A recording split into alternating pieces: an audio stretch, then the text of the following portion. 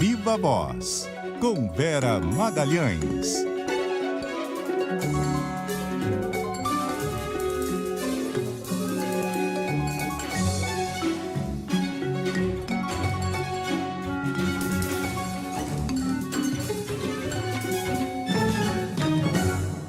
Boa tarde, Vera. Boa tarde, Cássia. Boa tarde a todo mundo que nos ouve aí, de olho na seleção hoje. De olho na seleção, Vera, e de olho na transição também. Transição que começa oficialmente agora, depois do descanso do presidente eleito Luiz Inácio Lula da Silva.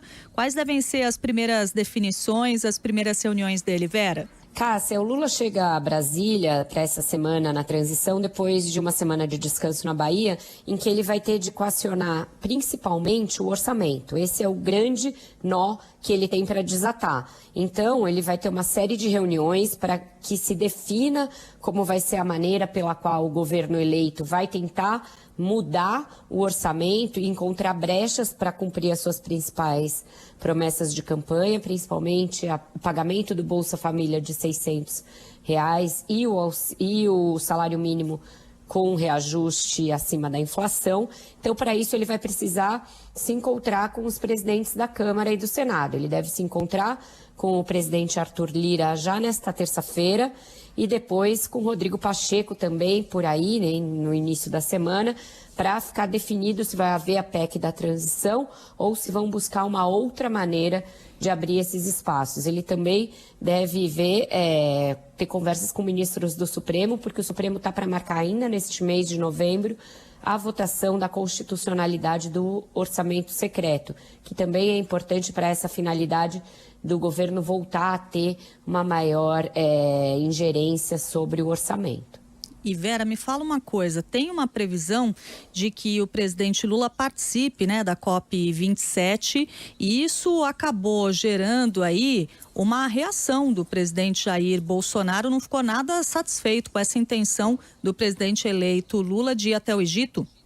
Ele está chamando o Lula de usurpador, Cássia, dizendo que ele quer usurpar as suas atribuições e que ainda não assumiu a presidência, mas já está querendo ser protagonista. Isso é inevitável. O Bolsonaro nunca ligou para essa pauta, nunca foi importante para ele. Nos encontros dos quais ele participou, ele vendeu fake news sobre a agenda climática e ambiental brasileira. No Fórum de Davos, ao qual ele foi, ele ficou ali isolado e evitou conversas com ativistas do clima e do meio ambiente. Então, o Brasil volta a ser visto com expectativa pelos defensores da agenda ambiental e o Lula deverá ser uma das estrelas da COP27 que acontece nessa semana. Então, gerou um ciúme do Bolsonaro, mas assim que o Lula equacionar as coisas essa semana, ele viaja para ter encontros e vai ter inclusive encontro bilateral com o Biden, com o Macron, uma série de encontros importantes na COP27 que acontece no Egito. E um último assunto aqui para a gente tratar, Vera, nós estamos aí com mais de uma semana depois da eleição, aqueles protestos nas rodovias praticamente acabaram, a gente não tem mais a situação de rodovia bloqueada totalmente, ainda bem, mas nós temos ainda uma situação de muita desinformação sendo espalhada por aí, né, Vera?